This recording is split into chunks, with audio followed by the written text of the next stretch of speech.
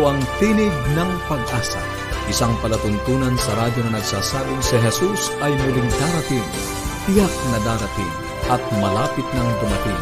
Kaya kaibigan, kumandatan siya sa lubungin.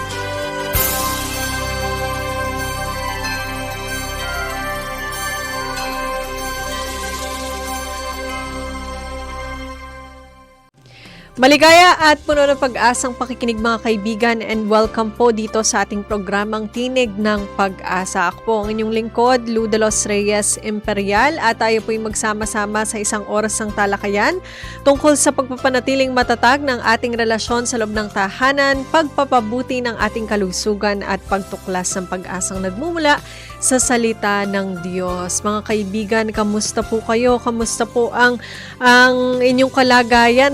We continue to pray para po sa ating mga kababayan na nasalanta ng bagyo, sa mga binaha po. I hope kung saan man po kayo nakikinig sa mga oras na ito, kayo po ay nasa mabuting kalagayan. At mga kaibigan, para po sa ating mga kapatid na gusto po ng mga libreng aklat, aralin sa Biblia, ay namimigay pa rin po kami nitong mga ito, libre lamang. Kung gusto nyo pong makatanggap, ay tumawag lamang po o mag-text sa 0917-1742-777, 0917-1742-777, o di kaya naman sa 0968-8536-607, 0968-8536-607. At para naman po sa ating Facebook and YouTube channel, isearch lamang po ang Adventist World Radio Manila, o di kaya naman magpadala ng email sa connectedadventist.ph. Para po sa mga hakbang sa kalusugan, atin pong tinatalakay pa rin ang sleep is medicine. Gaano nga po ba kahalaga ang pagtulog sa ating mga buhay? Ibigay po natin ang panahon kay Doc Blessy Varona. Happiness is medicine. Alam nyo ba po na maraming tao ngayon ang nalulungkot? Marami ding tao nagkakaroon ng mga mental issues, may depression, may mga malulungkot o mga mahihirap na naiisip. Subalit, alam nyo ang good news ngayon? Ang happiness ay medicine, gamot sa kalungkutan. At ito na rin ang magiging gamot sa maraming karamdaman. Subalit kailangan nating pag-aralan kung paano magkakaroon ng tunay na kaligayahan. Ito yung tinatawag nating this is beyond ha-ha-ha. Hindi lang paghalakha, kundi pagdidesisyon mo na maging piliin mo ang kaligayahan. At piliin mong maging matalino para sa iyong kaligayahan. Ngayon, pag sinabi nating happiness, hindi lamang to yung tumawa ka, subalit kailangang isang ayon mo o kaya iayos mo ang iyong mga pamumuhay. Kaya nga po, part ng libro na ginawa naming Happiness is Medicine ay Sleep is Medicine. Ito ay parating kasama sa 12 life-changing chapters ng Happiness is Medicine. Sleep is medicine. Kailangang matulog. Bakit kailangang matulog? Kasi foundation to ng kaligayahan mo. Bakit kailangan ng pagtulog? Kasi kailangan ng physical health. Kung kailangan ng body's health, kailangan din ng health ng iyong physical na brain. Kaya nga po, kung titingnan natin ang metabolic psychiatry, yung metabolic psychiatry, kung ang base niyan ay therapeutic nutrition, yan ay importante. Importante din yung circadian rhythm. Yung ikaw ay matutulog sa tamang oras at magigising sa tamang oras.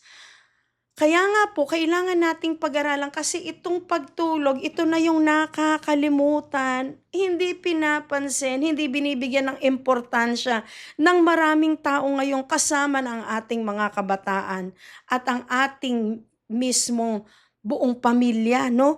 Mga sambayan ng Pilipino, hindi natutulog, ang daming teleserye. Ang dami-daming mga attractions. Anong attractions? At internet, cellphone, Facebook, at maraming gawain na nag-a-attract para mabawasan o makaligtaan ang importansya ng pagtulog. Ngayon, pag sinabi nating circadian rhythm, ano ba ito? Okay, ang circadian rhythm, ito yung halos pareho mong gagawin ang iyong pagtulog at ang iyong pagising sa halos parehong oras. Okay? So kung matutulog ka ng 9:30 or 10 sa ganyang oras, sa susunod na araw, ganyan ding oras. At sana magising ka ng saktong requirement. No? Ang kailangan nating prescription, 7 to 9 hours of sleep. Kaya nga, pagka ginawa mo yan dinesisyonan mo pala yan, dinesisyonan mong matulog ng ganyang oras, gabi-gabi. Okay? At yung gigising ka ng sakto o nakaabot ka sa recommendation at gabi-gabi mong gagawin yan, magiging rhythm siya. Yan na nga po yung tinatawag nating circadian rhythm.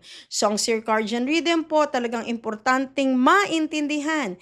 Ito yung pagtulog sa parehong oras gabi-gabi at ito po ay very important at ito ay tumutulong sa iyong katawan, no?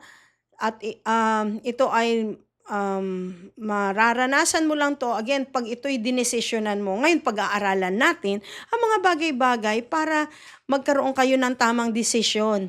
Okay, ang una natin kailangan maintindihan na alam nyo ba, halos lahat ng karamdaman ng tao, mula sa infectious diseases hanggang sa non-infectious diseases. Ano yung mga infectious diseases? Nandiyan yung mga nagkaroon ka ng infeksyon, nagkaroon ka ng tonsillitis, ng UTI, ng kung ano pang mga infection. Tapos hanggang sa non-infectious diseases katulad ng diabetes, hypertension, o mataas ang uric acid, nag-arthritis ka, even cancer, or even a lot of heart disease, no? Lahat ng mga uri-uri ng mga heart disease. Lahat yan ay maaaring matamo kung ikaw ay hindi natutulog ng maayos. Kaya nga po, kailangang desisyon na natin to dahil ito ay isa sa foundation ng ating kalusugan. Isa to sa napaka-importanting pillars ng healthy lifestyle. Okay, so, kung ito pala ay nakadugtong, ang pagtulog, ang hindi pagtulog sa napakaraming karamdaman, ay ito din po yung isa sa pinaka-cause, no? Pinaka-pinanggagalingan ng maraming mental illnesses. Nag-uumpisa yan sa pagkalungkot, depression. Pero kung matutulog kayo at tama ang lakas, ang lusog, okay, ang strength, ang power ng ating brain, maiiwasan. Okay? Maiiwasan po. Liliit ang risk, liliit yung panganib. Kaya nga, decision na natin at sa pagdidesisyon natin to, gagawin natin siyang family event. Bakit po? Kasi nakikipag-usap ako ngayon sa mga magulang, pero ang mga magulang, merong mga anak. O yung iba sa inyo, mga lola na, pero may mga apo kayo.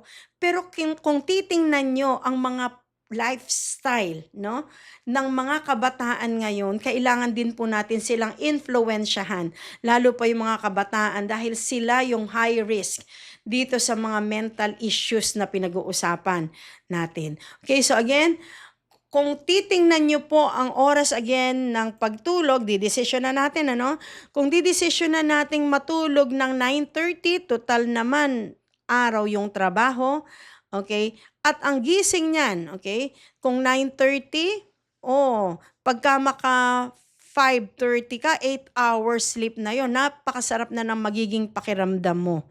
Okay? Kung halimbawa naman ay nanay na hindi naman talaga yung hindi ganun karami ang pwede niyang itulog, no? Maka 7 hours lang. So, kung 10 o'clock siya matutulog, gigising siya ng alas 5. Yan 7 hours na. Yung mga kabataan, mga nag-aaral, mga elementary students natin, kung pwede po sana matulog ng alas 9, o bago pa mag-alas 9, ihiga na po sila at iayos ang kanilang pagtulog ng mga 8:30. Bakit po? Kasi po ang aaga ng mga pasok ngayon sa school. Sobra ang aaga, no? Makikita mo yung mga bata na sa daan na o nandoon na nakapila na sa school. Madilim pa, madaling araw pa lang nahandoon na. At yung iba pa, kailangan nilang magbiyahe. So, kailangan po na pagpaplanuhan natin to kasama yung mga pagbabiyahin nyo, yung pagkain, at patuloy po natin tong pag-aaralan ngayon para naman talagang ma-perfect natin siya. Okay, so again, yung wake and alert, nakita nyo ba? Sa umaga, magiging malakas kayo. talagang very active, very matalino, no? Yung utak ready para mag-aral. Diyan po kasi ay nahandyan ang mga hormones na tutulong sa atin para maging productive. Ang isa po diyan tinatawag nating cortisol. At yung cortisol po napakaganda ng pagtaas niyan, lalo pa sa umaga, bumababa po yan sa hapon. Kaya nga wag nang pipiliting mag-aral ng sobrang mahirap paggabi na kailangan magre-relax na. Kasi po ang cortisol, nagtatrabaho yan, opposite ng melatonin. Ang melatonin naman po, yan ang mga hormones natin na kailangan sa pagtulog. Yan ang sleeping hormones natin hormone natin, sleeping hormone. So ibig sabihin, kailangan mag-produce ng mga ganyang hormones sa katawan para magkaroon ng mahimbing na pagtulog. At sa gabi, ini-expect po natin na yung cortisol mababa. Bakit? Kasi ang cortisol, pag tumaas yan, magigising ka ulit Kaya pababain natin para kumalma. Okay? Kalmado na yan sa gabi. Tapos yung melatonin mo, tataas sa gabi. At pag tumaas ang melatonin sa gabi, doon mo mararanasan ang napakasarap na tulog. Okay? So, again, napaka-importanting maintindihan to kasi ito yung foundation ng ating kalusugan. So again yung cortisol na yan, i-maximize natin sa araw. Bakit? Kasi yan yung ating hormone na magbibigay sa atin ng power, okay, ng productivity. Sa gabi naman, yung melatonin na yan yung magbibigay sa atin ng mahimbing na tulog, so ima-maximize din natin yan. Pag yan ay ginawa nyo, ay nako, talaga naman, mararanasan nyo ang mahimbing na pagtulog at pagising nyo sa araw, talaga namang magkakaroon kayo talaga ng lakas. Okay?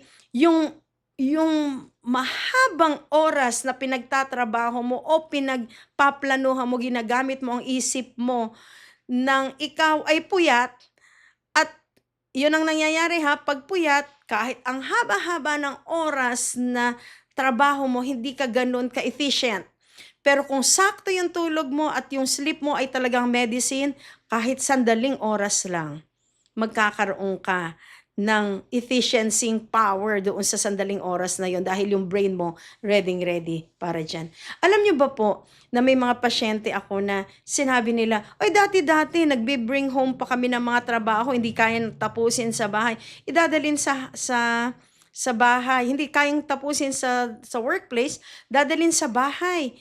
Tapos, yun ang nagiging factor ng pagpupuyat nila. Pero alam nyo, nung tinuruan ko silang matulog ng maayos, tinuruan ko silang talagang i-goal yung talagang tamang pagtulog, which is 7 to 9 hours a night. Alam nyo kung ano, sabi nung isang director sa akin, alam mo, Blessy, grabe talaga 2 hours lang yung trabaho ko, kaya ko palang tapusin. Hindi ko pala kailangan ng napakahabang oras para dito sa trabaho na to. Yung pala 2 hours, kaya ko na siyang isipin. Ganun ka-powerful yung brain ko nung natutunan ko yung healthy lifestyle. Okay? So again, ang Diyos po ay talagang magbibigay sa atin ng lahat ng mga biyaya. Sabi ko nga, isa sa mga biyaya ay ang pagtulog, dahil ang pagtulog ay gamot. Sabi nga po sa mga awit 3:6, ako'y nahiga at natulog, nagising akong muli sapagkat ako'y iningatan ng Panginoon. Napakagandang pangako. Ako'y iningatan ng Panginoon. So, sana po sa ating pagdidesisyon, bigyan tayo ng lakas na willpower ng Panginoon para talagang badesisyonan natin na iayos ang ating schedule, ang ating priorities ay itama, okay? At magkaroon tayo ng tamang galak, okay, sa ating gagawing ito. Dahil pag ginawa talaga natin to, magkakaroon tayo ng mas magandang mission and purpose sa buhay. Yung productivity natin mas magiging maayos. At sana po, sa ating pagpapatuloy na pag-aaral ng Happiness is Medicine, patuloy nating bigyang priority ang pagtulog. At don't worry po, God will always be with us.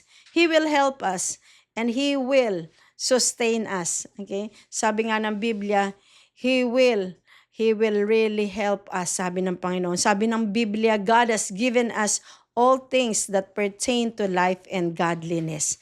So lahat po ng bagay na andyan sa atin, pero kailangan maalaman natin siya, desisyonan, at talagang i-experience. So God bless po, at sana po tayong lahat ay maging maligaya. Maraming salamat, Doc Blessy. Dito po sa ating napag-aralan, kailangan talaga natin matulog. Importanteng matulog tayo sa tamang oras at magising sa tamang oras. Dahil sa panahon po ngayon, napakaraming distraction, social media, pindot dito, scroll doon. Ano po kaya dapat maging intentional talaga tayo? Pag prioritize natin itong pagtulog na ito, yung productivity natin mas magiging maayos. Kaya dapat intentional talaga mga kaibigan at saka maging disiplinado tayo. No? Kung kayo po may mga katanungan o nagnanais mag-share ng inyong mga reflection ay isend lamang po yan sa 0917-1742-777. 0917-1742-777. O di kaya naman sa 0968-8536-607. 0968-8536-607. At para naman po sa ating Facebook and YouTube channel, i-search lamang po ang Adventist World Radio Manila o di kaya naman magpadala ng email sa connectedadventist.ph. Mga kaibigan, bago po tayo dumako sa ating pag-aaral ng salita ng Diyos, tayo po muna ay makakarinig ng isang awitin.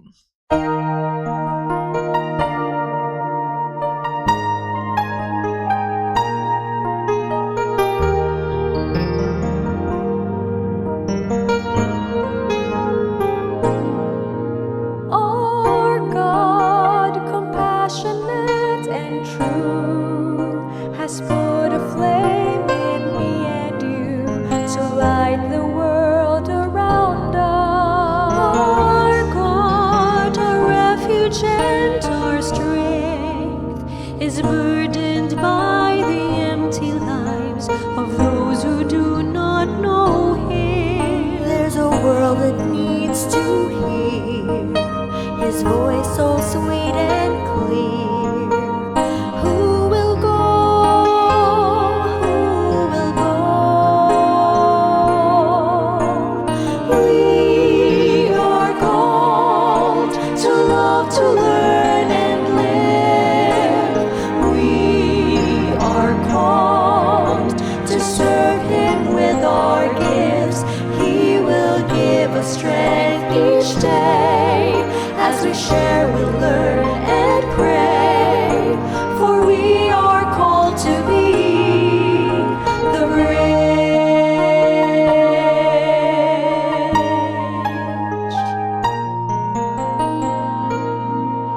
Our God, Creator and our King, commissions us to speak for Him His words of truth and goodness. Our God, our Father and our friend, empowers us to be like Him if we just surrender. There's a world that needs to hear His voice so sweet and clear. Who will go? Who will go? We are called to love, to learn and live.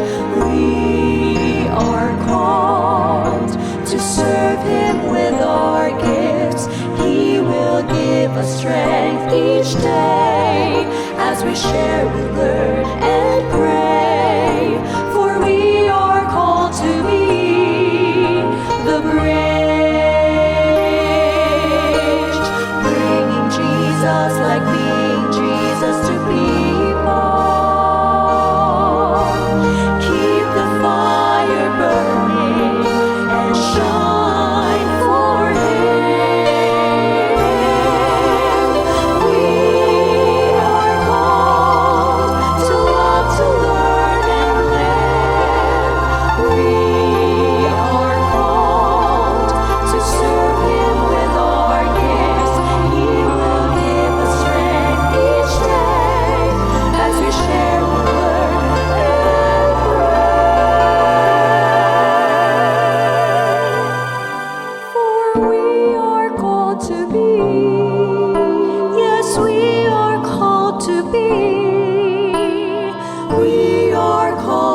the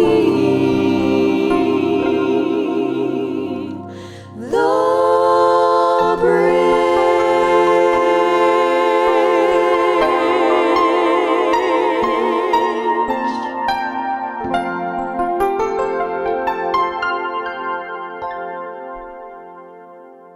Maraming salamat po sa napakagandang mensahe ng awit at tayo po'y dumako na sa ating pag-aaral ng Biblia.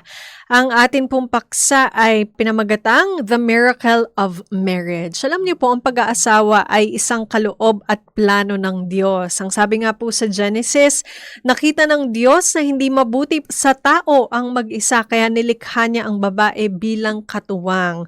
Ang tunay na himala ng pag-aasawa po ay hindi dahil perpekto ang dalawang taong nagsasama, kundi dahil kayang baguhin at pag-isahin ng Diyos ang dalawang magkaibang tao sa pag-ibig, pagpapatawad at pananampalataya. At sa pagtalakay nga po nitong ating paksang ito, atin pong ibigay ang panahon kay Pastor Romy. Kumusta ka, kaibigan? Napakabuti ng ating Diyos. Ano ba't sa araw-araw kanyang pinaparanas ang kanyang dakilang pag-ibig, ang kanyang maraming pagpapala? Muli, narito ang iyong kaibigan sa teleradyo na nagsasabing napakabuti ng Diyos, kaibigan. Patuloy tayo sa ating pag-aaral sa salita ng Diyos sa pamamagitan ng aklat ng Henesis. At ang pamagat ng ating ngayong pag-aaral ay The Miracle of Marriage, himala ng pag-aasawa. Bakit kaya ito'y sinabing himala? Noong nilikha ng Diyos ang lahat ng bagay sa sanlibutan na ito, sinabi lang ng Diyos at nagkaroon. Subalit special ang pagkalikha ng Diyos sa tao. Hindi ginawa ng Diyos sa larawan ng mga hayop. Hindi ginawa ng Diyos sa larawan ng mga anghel. Kundi ang wika sa atin, sa wangis ng Diyos, nilikha ang tao. Katunayan, kung ating bigyan ng pansin na noong nilikha ng Diyos ang iba't ibang mga bagay sa sanlibutan na ito, ang Diyos ay nagsalita lang. Ganito ang sabi ng ating Biblia, kaibigan. Sa aklat pa rin ng Henesis, Kapitulo 1, ang wika ng Biblia, ng pasimula, nilikha ng Diyos ang langit at ang lupa. Ang lupa ay walang anyo at walang laman at binalot sa kadiliman. Ang kalaliman samantalang ang Espiritu ng Diyos ay kumikilos sa ibabaw ng mga tubig. At sinabi ng Diyos, magkaroon ng liwanag. Sinabi lang ng Diyos.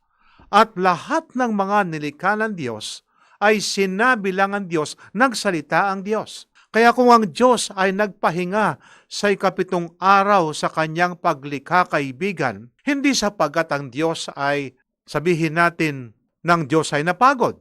Sapagkat sinasabi sa aklat ng Isayas, ang Diyos ay hindi marunong mapagod.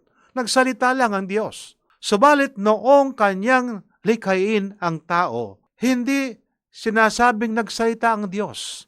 Kumuha ngayon sa alabok ng lupa at pagkatapos ngayon ay sinasabi sa atin, pinorma ng kanyang butas ng ilong at pagkatapos ngayon nagkaroon ng sinasabing tao at nabuhay ang tao.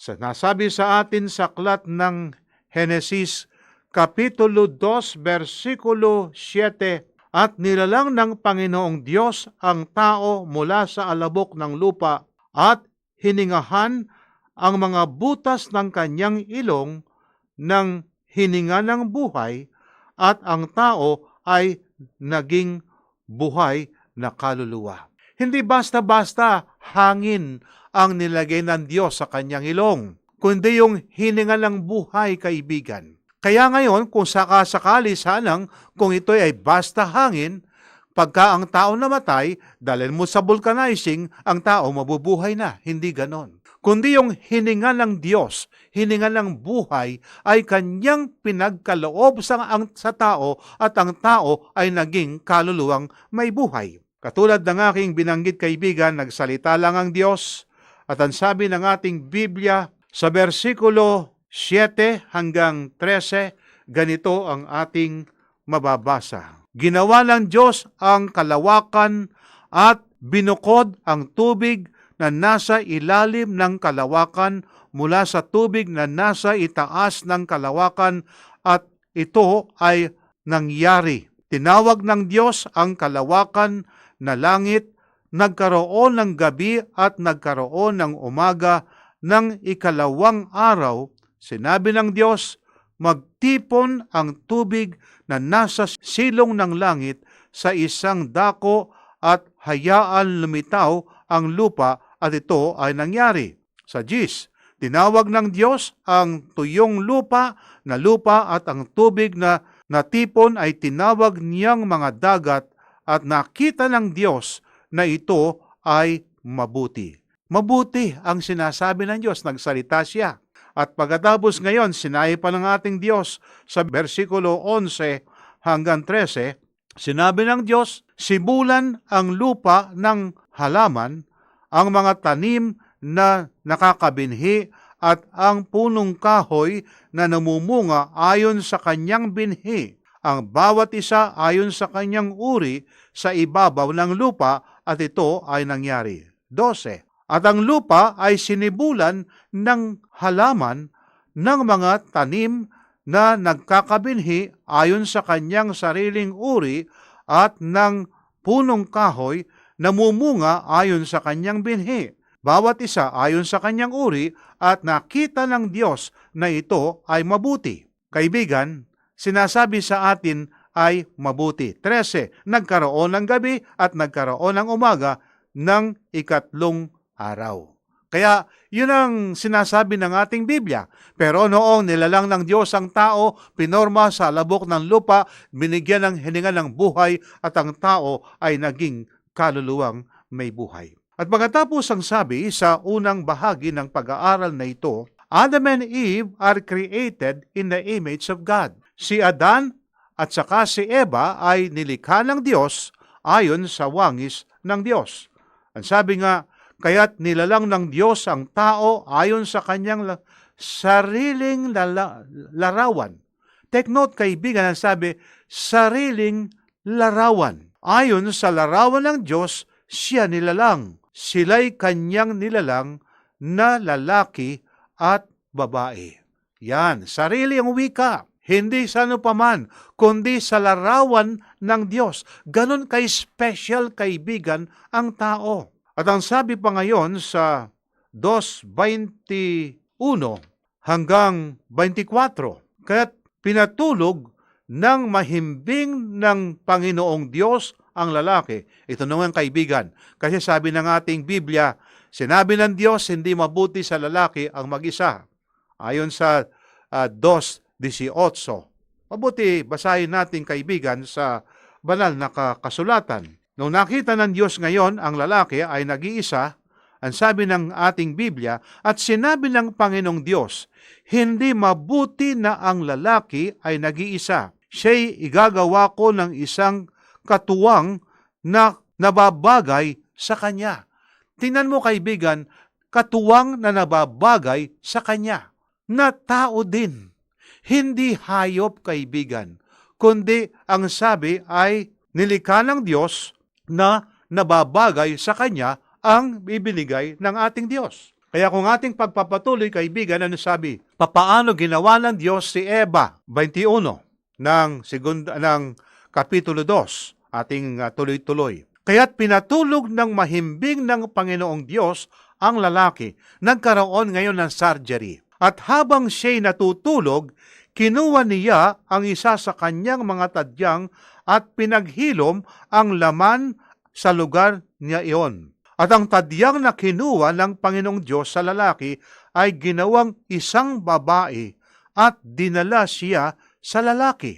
At sinabi ng lalaki, sa wakas, ito'y buto ng aking mga buto at laman ng aking laman, siya'y tatawaging babae, sapagkat sa lalaki siya kinuha. Kaya't iiwanan ng lalaki ang kanyang ama at ang kanyang ina, at pumipisan sa kanyang asawa, at sila'y nagiging isang laman. Yun ang himala, kaibigan. Kung papaano yung dalawa ay naging isa, yun ang miracle ng marriage, kaibigan. Na anupat pinatulog ng Diyos si Adan, hindi kinuha sa kanyang ulo, sapagkat hindi panukala ng Diyos ang babae ang maging pangulo ng tahanan. Meron dyan kung minsan yung mga babae, ina-under yung asawa. Hindi ito, kaibigan, ng panukala ng Diyos. Ang Diyos ay hindi kumuha sa bahagi ng katawan ng lalaki o sa kanyang kamay, sapagkat hindi panukala ng Diyos na saktan at ng lalaki ang babae. Hindi rin kumuha ang Diyos sa bahagi ng paa ng lalaki, sapagkat, kaibigan, hindi panukala ng Diyos saktan at gawing alipin ng lalaki ang babae. Katunayan, kaibigan, ang ating Diyos, siya ang nag-officiate o siya ngayon ang nagkasal sa ating unang magulang. Kaya nga kumisan kapag ka merong pastor na nagkakasal o sino man nagkakasal ngayon na merong lisensya na magkasal, ang wika ay ang pinapagsama ng Diyos ay hindi dapat paghiwalayin ng tao. Maari, kaibigan, ang pastor ay instrumento ng Diyos sa pagkasama ng lalaki at saka ng babae. Subalit, kaibigan, instrumento lang ang pastor. Subalit, ang wika, ang pinapagsama ng Diyos ay hindi dapat paghiwalayin ng sinuman. Ang Diyos ngayon, ang siyang ngayong nagsasama sa dalawa o yung sinasabi natin na pinagsama ng Diyos ang dalawa. Maaring itanong natin, papaano naman yung pag-aasawa ay pinilit yung isang partner at gunpoint? O kaya naman ay dumating ngayon ng panahon, sinasaktan ng lalaki ang babae? O kaya naman ang babae ay naging sabihin natin na butter wife? Pero kaibigan, ang ating ngayong desisyon ay pinapahalagaan o yung kinikilala ng Diyos. Kanya itong tinatanggap. Kaya kung ang iyong desisyon ay mali, kaibigan, sasabihin pa rin na nagkakasal ang pinapagsama ng Diyos ay hindi dapat paghiwalayin ng sinuman. Kinikilala ng Diyos, kaibigan, hanggang sa makita mo yung palang desisyon mo ay mali. Kaya ngayon, si Eva ay nilikha ng Diyos, isa sa tadyang ng lalaki, walang iba kundi si Adan. Buto ng kanyang buto, laman ng kanyang laman, at ako'y naniniwala, kaibigan, noong ipinakilala ng Diyos si Eva kay Adan, napakaganda, kaibigan, ni Eva. Sapagkat sa larawan ng Diyos nilikha ang lalaki at saka ng babae. Nanupat, hindi nating makumpara sa mga magagandang mga babae ngayon, Miss Universe, Miss Earth, o ano pa mang patimpalak na beauty contest na yan. Kahit na napakaganda, kumisan meron pa rin may pipintas. Sabi nga ng iba, maganda nga yan, pero tingnan mo, kaya tinatakpan yung kanyang mga tenga sapagkat malalaki, napakalaki ng mga tenga. Tingnan mo naman, ang kanyang mga mata, sabihin natin maganda nga pero iba naman sa lubong ang kanyang nakikita. Pero kaibigan, noong ibinigay ng Diyos si Eva kay Adan, nagkaroon ng first love si Adan sapagkat napakaganda at sabi, buto ng aking buto, laman ng aking laman. Ngayon, yung pangalawang bahagi nito, kaibigan, marriage is brought about by living and cleaving. Ano sabi sa atin?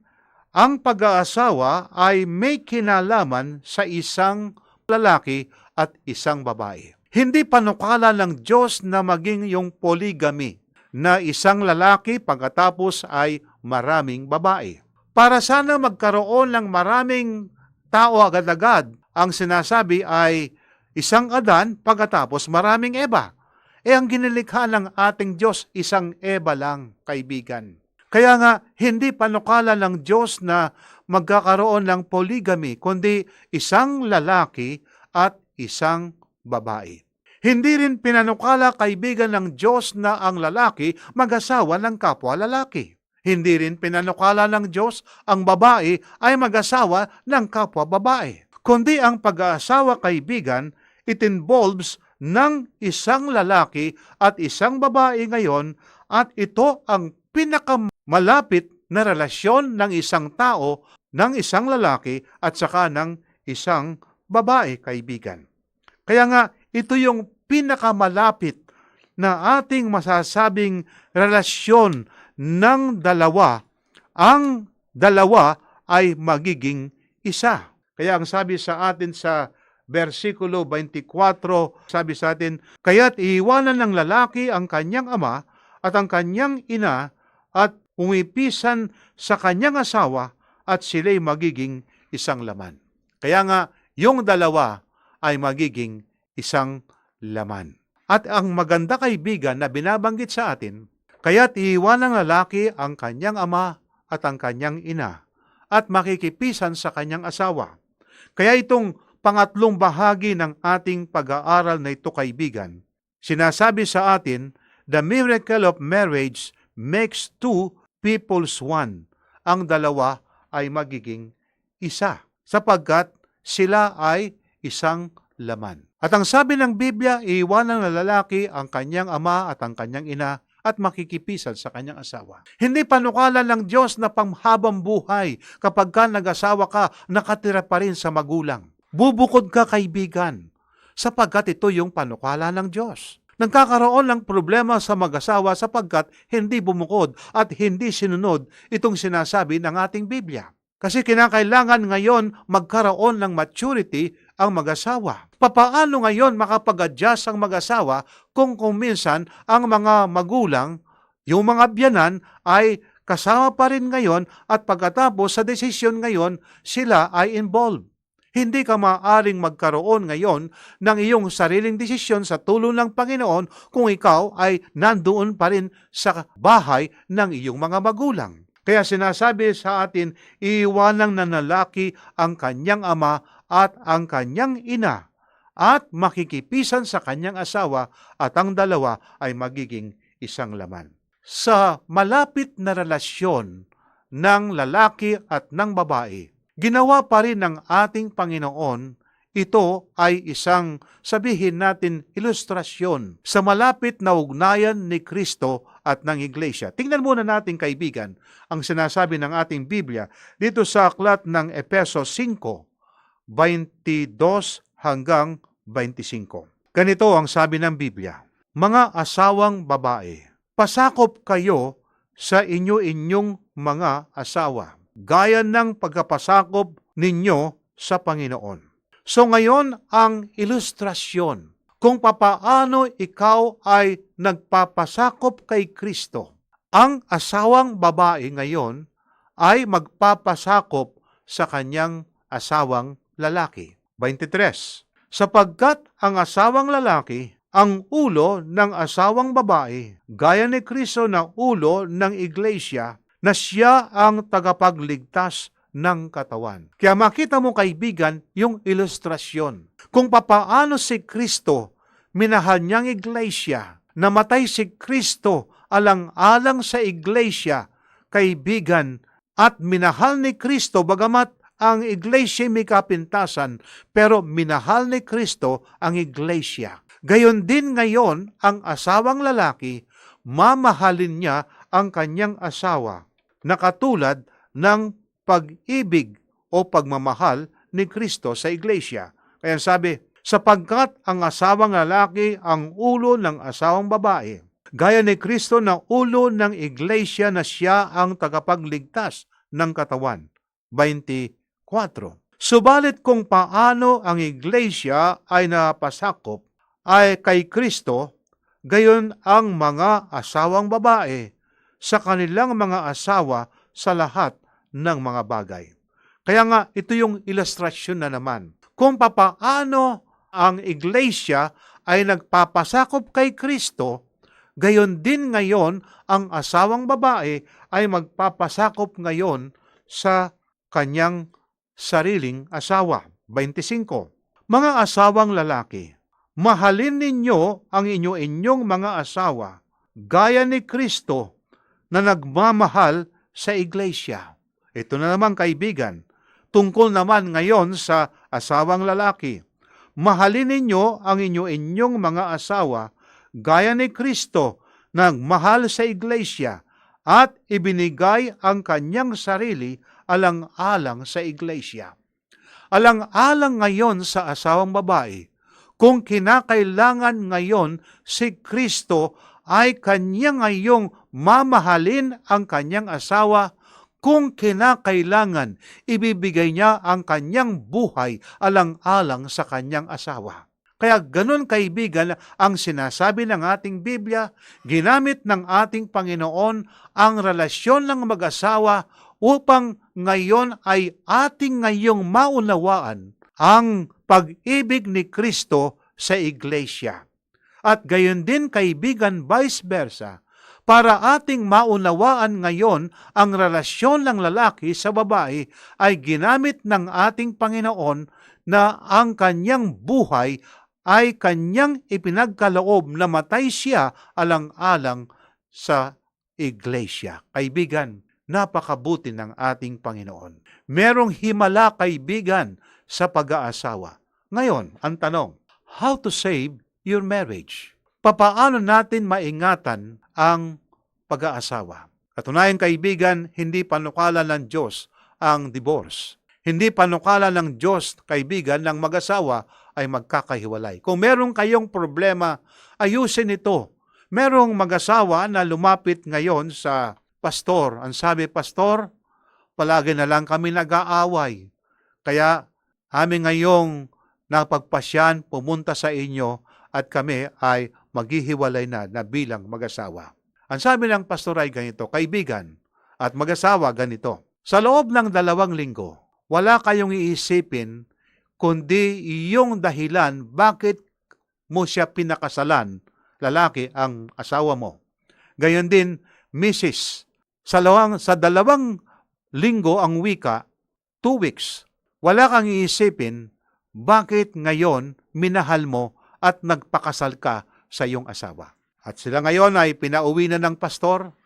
Kaibigan, sila'y nagbalik after 2 weeks. At ang sabi ng mag-asawang ito, pastor, kami po ay hindi na maghihiwalay sapagkat nanariwa sa kanilang isipan ngayon yung pag-ibig sa bawat isa. Pero kapag kayong namamayani sa inyong isipan, yung sinasabi ngayong yung mali na nagagawa ng asawa, natatakpan ngayon yung iyong pagmamahal ang nasa isip mo at nasa puso mo yung mali na nagagawa. Kaya, how to save your marriage? Kinakailangan bubukod ang mag-asawa. Pangalawa, you have to continue yung inyong pagliligawan. Tandaan ninyo yung araw ng inyong kasal at saka yung araw ng sinasabing kapanganganakan. At gayon din, gawin ninyo si Kristo ang sentro ng inyong tahanan, kaibigan. At kayo ngayon ay magkakaroon ng pagsamba sa inyong tahanan. At ang sabi nga ng kasabihan sa English, the family that prays together stays together. Gawin ninyo ngayon ang Panginoon siyang sentro ng inyong pamumuhay. Kung merong third party sa inyong buhay, walang iba kundi si Kristo. Be reasonable in money matters. Maraming mag-asawa ang nagkakahiwalay dahilan sa sinasabing problema sa pananalapi. Huwag kayong bibili ng mga gamit na kung minsan sinasabing galing sa hulo, yung hulugan.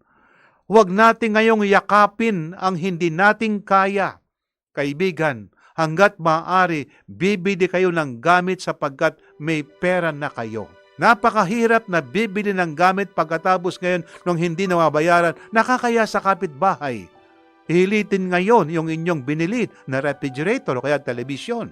Kaya nga, sa ganitong paraan kaibigan, yung sinasabing miracle in marriage, yung panukala ng Diyos mangyayari sa buhay ninyo kung si Kristo ang siyang sentro ng inyong pamumuhay. Bago tayo magtatapos sa ating pag-aaral na ito, nais kong basahin ang sinasabi ng ating banal na kasulatan dito sa aklat ng San Marcos 11:22 hanggang 24. At sumagot si Jesus sa kanila, magkaroon kayo ng pananampalataya sa Diyos. Katotohanan sinasabi ko sa inyo na ang sino mang magsabi sa bundok na ito, mabunot ka at mapatapon ka sa dagat, at hindi nag-aalinglangan sa kanyang puso, kundi naniniwala na mangyayari ang kanyang sinabi, ay mangyayari nga iyon sa kanya. Kaya nga sinasabi ko sa inyo, ang lahat ng bagay na inyong idalangin at hingin, paniwalaan ninyong tinanggap na ninyo at iyon ay mapapa sa inyo.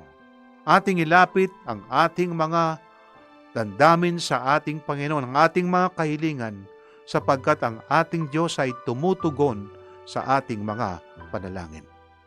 Dakila at mapagpala po naming Diyos, lumalapit po kami sa oras na ito upang purihin, pasalamatan po namin kayo. Dakilang Diyos, inyo pong basbasan ang bawat tahanan. Maraming mga hamon sa kanilang mga buhay ang mag-asawa. Subalit kung ilalapit ang kanilang mga suliranin sa aming Panginoon, sila ay magkakaroon ngayon ng katiwasayan, pag-ibig ang namamayani sa mag-asawa at maging sa kanilang mga anak. Dakilang Diyos, pagpalain ang bawat isa ngayon, pagpalain ang bawat tahanan, sa pangalan po ng aming Panginoong Jesus. Amen. Kaibigan, pagpalain ka nawa ng ating mahal na Diyos. Maraming salamat, Pastor Romy. Nawa po ito'y naging pagpapala at naging lesson sa mga mag-asawa po na nakikinig sa atin sa mga oras na to. No? Yung miracle po ng marriage ay kapag ang dalawang imperfect na tao ay manatiling tapat, magpatawad, magmahal at lumago kasama ang Diyos. Kapag po si Jesus ang nasa gitna ng ating mga marriage, ay hindi lamang tungkol sa pagiging mag-asawa. Ito po ay tungkol sa pagiging magkasama sa paglalakbay patungo sa Diyos. Nawa po kayo pinagpala sa mensaheng ating napakinggan, at kung kayo po ay may mga katanungan o nagnanais sa magpadala ng inyong mga reflection o di kaya naman gusto nyo pong mag-Bible study, ay maaari po namin kayong matulungan. Tumawag lamang po o mag-text sa 0917-1742-777. 0917-1742-777. O di kaya naman sa 0968-8536-607. 0968-8536-607. At para naman po sa ating Facebook and YouTube channel, isearch lamang po ang Adventist World Radio Manila o di kaya naman magpadala ng email sa connect@adventist.ph. Mga kaibigan, maraming salamat po sa inyong patuloy na pagtangkilik sa ating palatuntunang Tinig ng Pag-asa. Ito pong programang ito ay hatid sa inyo ng Adventist World Radio Manila, at magkita-kita po ulit tayo bukas, same time, same station, dito lamang sa AWR 89.1 FM. Ako po ang inyong lingkod, Lou de los Reyes Imperial. Bukas pong muli. Ito ang Tinig ng Pag-asa, isang palatuntunan sa radyo na nagsasabing si Jesus ay muling darating, tiyak na darating, at malapit nang dumating. Kaya kaibigan, pumandakan siya sa lubungin.